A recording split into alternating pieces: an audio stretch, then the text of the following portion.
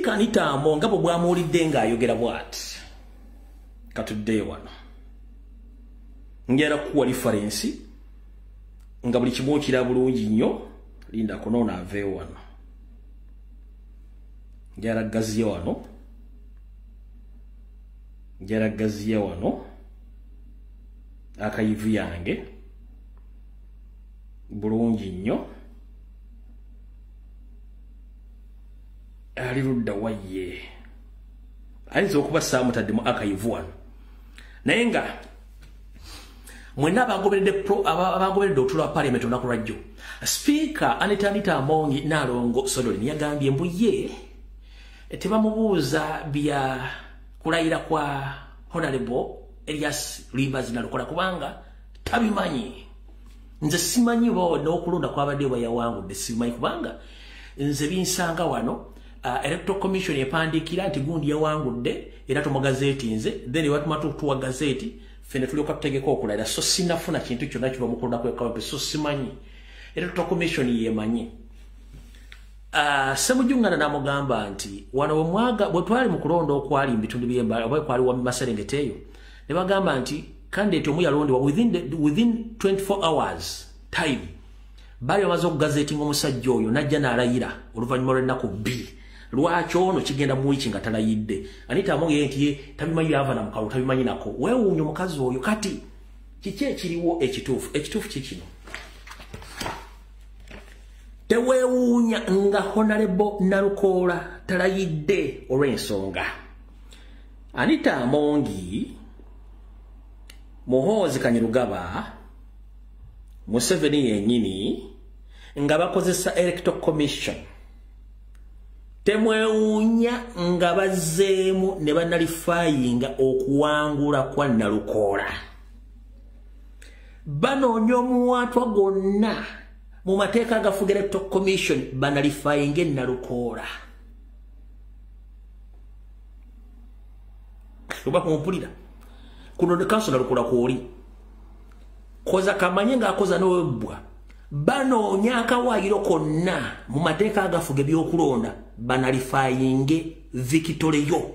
era temwewuunya nga Electoral Commission evudde n'egamba nti okusinziira ku ffujjo eryakolebwa n'obulo butaabalibwa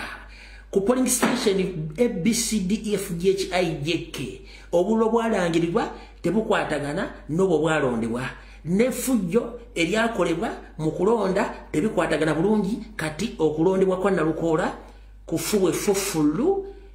mpaka until further notice tumale okwetegereza. Bino mbyogera mubiwulire bulungi nnyo mubiwulire bulungi nnyo byembyogedde mugenda birabako kujjo nga bakyusiza ne bamulayiza wiiki era wiiki ejja byembyagaye bigenda okubeera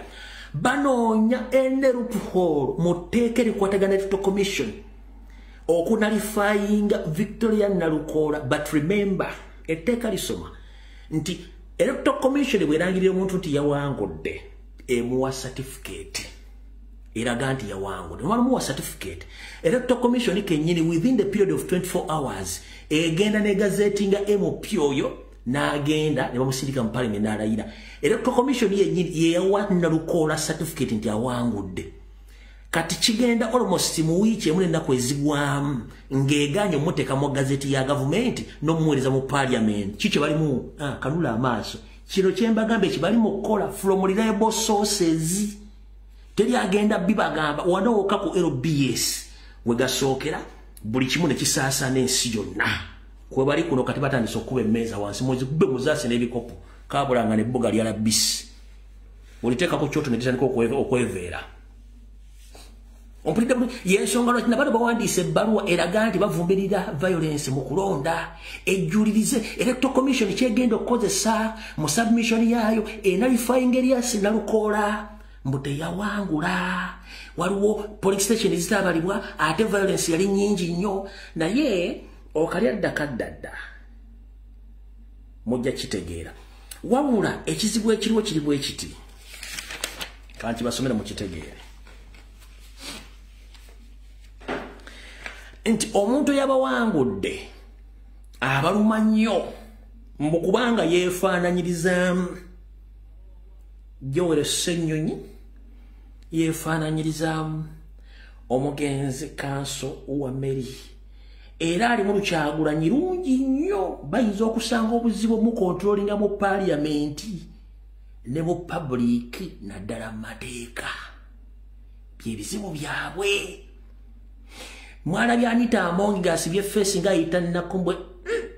nga bonoga nti oyagala kuyita nakuno lyokozibwa omukano togubala face kat nono mukyala yabaddayo nga atugadde asibye face alinga agenda okukwata katima nga ayogera uli ekinugu kimuluma awulira akakazi kambadde nga tokamutudde ku mutima nza I don't know whether there was election or someone will know. I don't know because I'm waiting for gazette from Electoral Commission. If there is no gazette I don't kuulira alina akakazi kamutudde ku kifuba kati wali okulya n'okukombesowano. So kanso Nalukoola buli kimu ekikubudde bulungi nnyo olw'ensonga nti bakipulaninga tebaagala olayire banoonya loophole yonna era temwewuunyanga Electoral Commission ekyusizza mu bigambo byayo nejjawo obuwanguzi bwani bwa kanso Nalukoola. Naye kati kanso kembuuze Uganda Electoral Commission tubuze emyezi mitono nnyo okugenda mu kalulu ka 2026 kanaba kabaddeyo munda Uganda asuubidde nti mugi mugenda otegeka byamazima na bwenkanya nze mbuuza tukyali awo Uganda Electoral Commission musuubidde akalulu ka constituency bwekabalemedde okulangira n'omuntu omugazeti munagazetinga abagenda okuwangula Museveni temugenda bagazeti kati kitegeeza n'okulonda kwa 2026 mukugirewo ddala temutegana kubanga temugenda kulangirira abakubye kalulu n'akalulu abakuba kalulu mugenda okukalangirira buli muntu yenna njagala ogende ku mutimbagano muŋambire chairman of the commission oyo mukisajja oba ye wakabi oba ye wakabayi simanyi wakabwayi oba yaani oyo mumugambe akaluke mwaganya akekalupo kala okuwa omuwanguzi ogenda okulayira musuubira nti muyinza okulangirira omuntu anaaba akubye akaluke n'akawangula 2026 mubabuuze Simon Babakama just a mere constituency has caused commotion in the whole country, in the whole system of electoral process. What about the forthcoming general elections? Will it be free and fair for all Ugandans? That's the question. So it's high time. Muri mu offices amwe muzimbize embuto kubanga mwagala sente mujja kuleeta obuzibu mu Uganda mu just kaseera mpawe kanga muganya okwogera ekituufu mbabuuzizza akalulu ka constituency mwakalangirira nti omuntu akanga ne muwa certificate ekyokumuteeka mu gazeti kati kiki ekibaganye musuubire temugenda otegeka tugenda kagenda mwena kamazima na bwenkanya.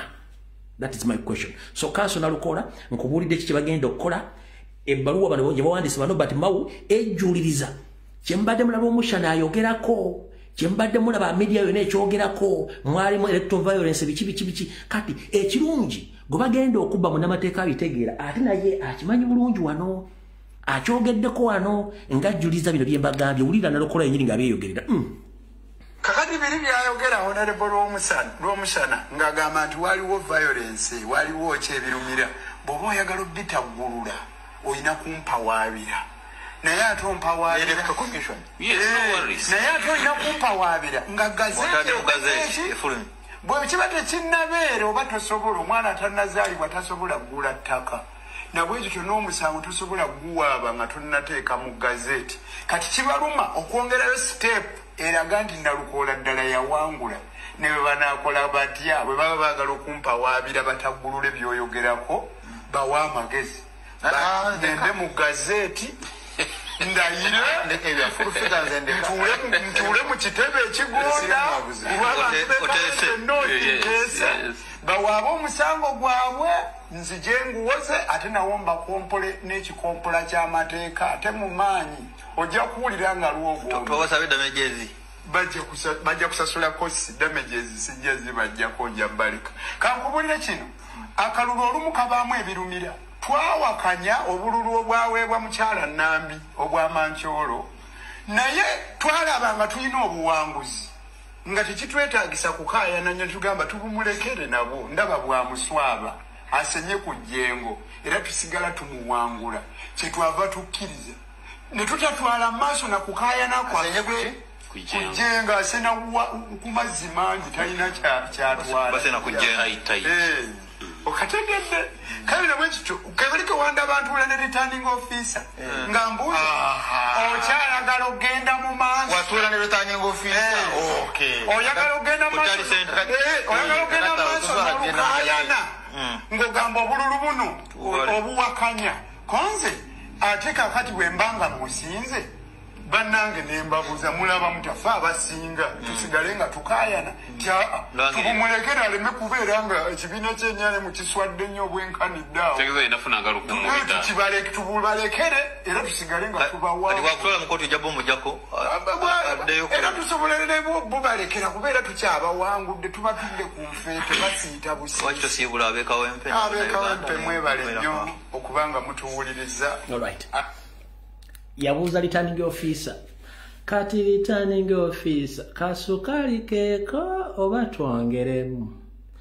mbadde ninawo owakakira onkuwe owa